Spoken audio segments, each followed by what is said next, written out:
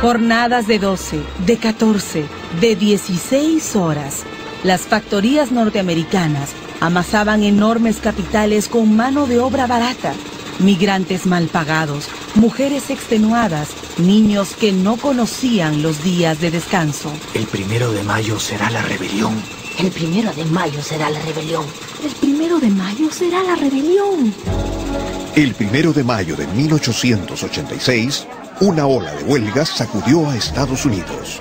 5.000 empresas quedaron paralizadas. En Chicago las fábricas cerraron, los muelles se clausuraron y los obreros en ropa de domingo llenaron la avenida Michigan. 8 horas de trabajo. 8 horas para trabajar, 8 para descansar y 8 horas para hacer lo que nos dé la gana.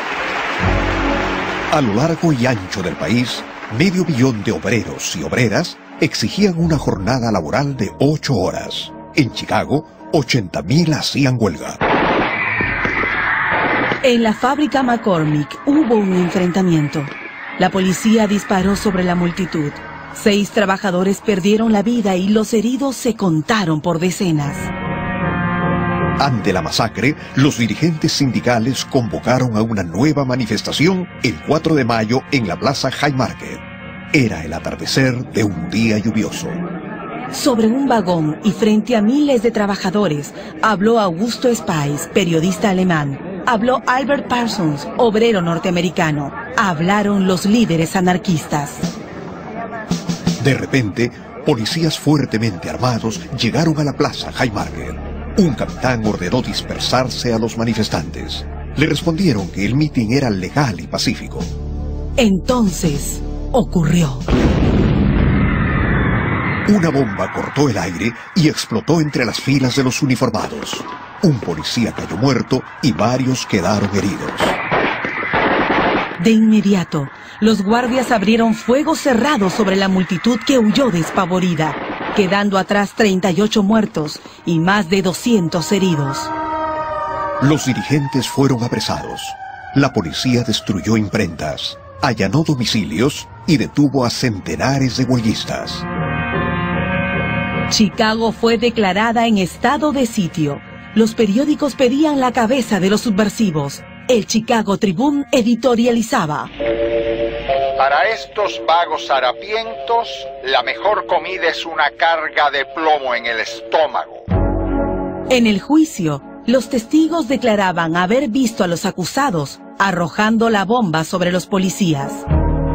El fiscal habló de una conspiración extranjera porque varios detenidos eran migrantes alemanes. Señores del jurado, denles a estos hombres un castigo ejemplar. Ahórquenlos. Así salvarán nuestras instituciones y nuestra sociedad. El veredicto no sorprendió a nadie. Pena de muerte para Augusto Spies, Alberto Parsons, Adolfo Fischer, George Engel, Louis Lingg, Michael Schwab y Samuel Fielden. ¿En qué consistió nuestro crimen? En luchar por un sistema social donde nadie pueda acumular millones mientras otros viven en la miseria. Hubo manifestaciones de protesta en Estados Unidos y en todo el mundo, pero de nada valió. La ejecución fue fijada para el 11 de noviembre de 1887. Al aproximarse la fecha, la sentencia de Fielden y de Schwab fue conmutada por cadena perpetua. Lingg apareció muerto en su celda el día anterior. En el patio de la cárcel de Chicago se levantaron 4 horcas. Los condenados llegaron al patíbulo entonando la marsellesa. Era mediodía. Mientras lo encapuchaban, Augusto Spies habló por última vez. Llegará un tiempo en que nuestro silencio será más elocuente que las voces de los que hoy ustedes estrangulan. Los nudos corredizos se apretaron, callando para siempre a él y a sus compañeros. Fueron enterrados en el cementerio de Valheim. Sobre sus tumbas siempre hay flores rojas. Pocos años más tarde, en 1893, el nuevo gobernador de Illinois permitió revisar el proceso. El juez Eberhard probó que los testigos habían sido comprados, que el procurador había escogido el jurado a su antojo y que la bomba había sido arrojada por orden del mismo capitán de policía, y concluyó: tal atrocidad no tiene precedente en la historia. La Segunda Internacional Socialista, celebrada en París en 1889, aprobó el 1 de mayo como Día de los Trabajadores, en memoria de los mártires de Chicago.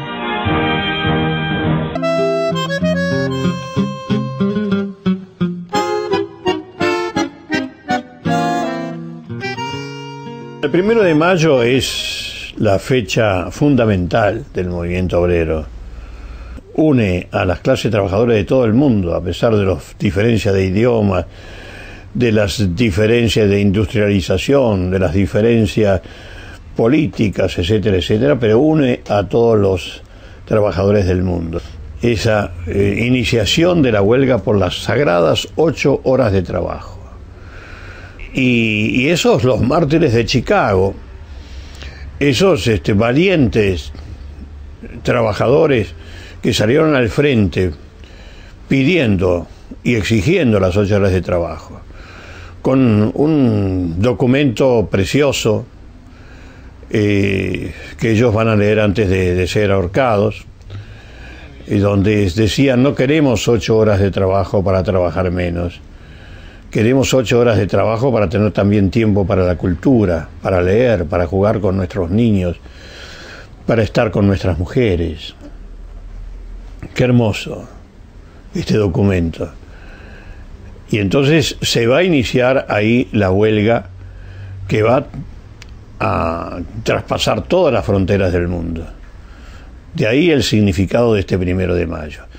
Y esos 5 mártires de Chicago van a morir condenados a la horca por la justicia norteamericana, no ya por una dictadura o algún militar, no, por la justicia norteamericana, la justicia del sistema. 100 años después, justamente 100 años después, la justicia norteamericana pidió perdón diciendo que habían sido mal juzgados, un poquito tarde. Lo mismo van a hacer con esos 2 mártires del movimiento obrero, Sacco y Vanzetti, a los cuales se les va a acusar de algo que no habían cometido, se los condena a muerte. La justicia en la silla eléctrica, ya habían cambiado de método, ya no era la horca sino la silla eléctrica. Bueno, 40 años después, en 1967, la justicia norteamericana va a pedir perdón. Pero bueno, ya estaba hecho el crimen. Esto del 1 de mayo va a traspasar todas las fronteras y va a quedar. Y también esa clase trabajadora argentina que recién se iniciaba, que venía de diversos sectores, de diversos países del mundo, va a iniciar el recordatorio de ese 1 de mayo en 1890, el 1 de mayo de 1890, en el Prado Español, esa plaza que está allí en Leandro de Alem, y ahí cada orador va a hablar en su idioma. A pesar de la diferencia de idiomas, se juntaron todos para recordar a los mártires de Chicago y para dar el primer gran impulso hacia las 8 horas de trabajo. El diario La Nación, como siempre, burlón, conservador, va a describir el acto diciendo: no sabemos para qué hicieron el acto si cada uno habló su idioma y no se entendieron. En vez de hablar del ejemplo que era la solidaridad internacional, a pesar de que hablaban idiomas diferentes, lo hicieron y marcaron un mismo camino. Pero van a empezar también las represiones a los actos del 1 de mayo, que siempre concitó a miles de trabajadores.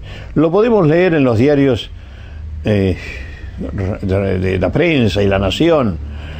Por ejemplo, en el 1 de mayo de 1904, en tiempo de Roca, fueron 70.000 obreros, 70.000 obreros. Vamos a juntarlos ahora, 70.000 obreros. Para una ciudad de Buenos Aires que ni siquiera tenía 500.000 de habitantes.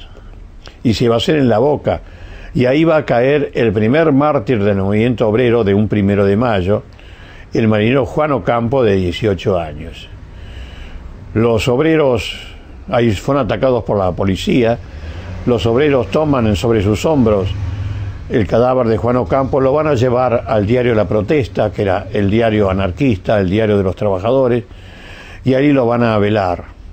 A la noche, Roca ordena asaltar el local de La Protesta, va a entrar la policía, va a romper todo, destrozar toda la imprenta que había, y se va a llevar el cadáver de Juan Ocampo, que es el primer desaparecido de la historia argentina. Hasta que ese día, que siempre era el Día de los Trabajadores, pasó a llamarse la Fiesta del Trabajo, ¿no? Que fue con el peronismo.